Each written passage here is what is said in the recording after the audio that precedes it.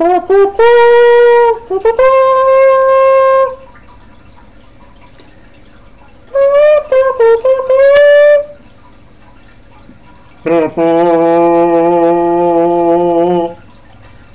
Production, Isole Sparse, Renato De Paoli. Oggi mercoledì 3 novembre 2010. Diamo un saluto a tutti i nostri grandi telespettatori, web spettatori, ormai arrivati oltre 20.000 visualizzazioni in 2 giorni. Ringrazio tutti, vi sono doverosamente grato.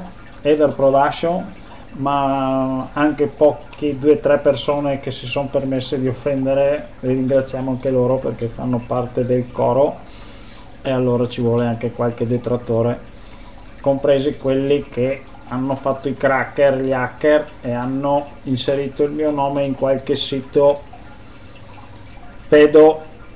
pedopornografico, ma è già stato segnalato anche questo. È arrivata la segnalazione, lo diciamo pubblicamente alla polizia postale, di andare a vedere chi si permette di fare queste cose, va bene? Ma torniamo alla cronaca odierna. Ora passiamo alle immagini che vengono in differita di qualche ora, perché adesso sono circa le 15:43 e queste interviste sono state fatte alle 13, dalle 13:30 alle 14 in Corso Palladio. Allora diamo il via all'Ampex e vediamo, le commentiamo un po' insieme. Qui vediamo allora l'arrivo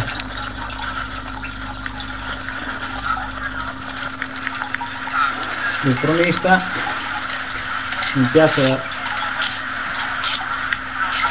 Corso Palladio. Qui c'è la tenda allestita dalla Protezione Civile di Vicenza e c'è una fila di persone giovani che aspettano di essere iscritte per poter dare una mano. Sembra che, abbiamo intervistato, sono in fila da mezz'ora. Allora poi abbiamo interpellato del motivo di fare tutta questa fila. Il motivo è che mancavano le pettorine e le pale erano poche. Siamo andati a chiedere spiegazioni al consigliere delegato Cicero, il quale non era impegnato e non ci ha potuto rispondere. Allora abbiamo dato un'occhiata. Abbiamo intervistato Ho finito di lavorare là, finisco quell'emergenza, rientri in questa emergenza. Tu? Sono ancora in emergenza. Anch'io sono ancora in emergenza, col mio coso che ho svuotato stanotte fino alle 2:30. Via Belluzzi, il mio garage era l'acqua fino a 1,5 metri. Stamattina ho fatto il sopralluogo in tutte le riviere, adesso vado a raccontarlo su YouTube. Ecco, abbiamo Spiegami cosa sono quelli là. I ragazzi, quelli chiamati dal sindaco, che chiesto i giovani, chi vuole. Esatto, sono loro volontari, sono venuti qua. Anziani, giovani, con pani in mano e spalare tutto il fango dalle Ora. Sono arrivati stivali, guanti, pettorine. E dopo li mandate in San Pietro, che è la zona più. la zona di San Pietro già. No, adesso c'è via 4 novembre, Santa Lucia, San Pietro dovrà ancora finire di pulire tutto più grosso con i macchinari. Grazie, posso sapere poi dire il tuo nome? No, grazie. Ciao. Ciao.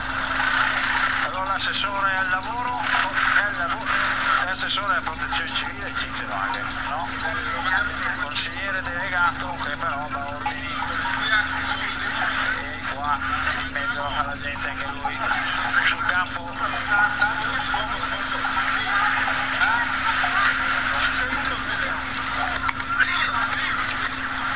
Ecco, sono arrivate le pale, ma è arrivato anche il sole. Va bene, ecco abbiamo anche gli scout al lavoro.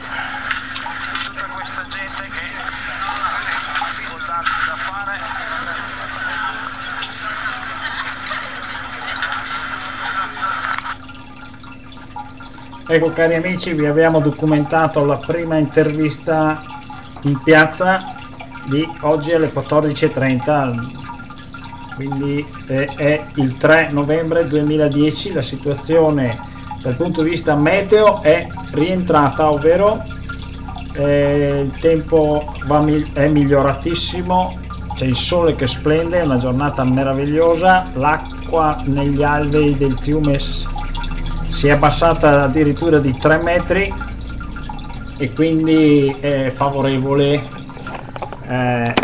per tutti quelli che stanno lavorando per svuotare cantine, pulire gli appartamenti.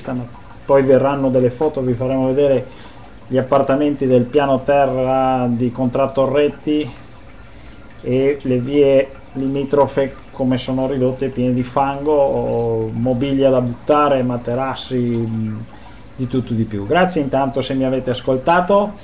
Edar Production, Isole Sparse, Renato De Paoli, emergenza alluvione da Vicenza che sta rientrando, e stanno rientrando anche le richieste,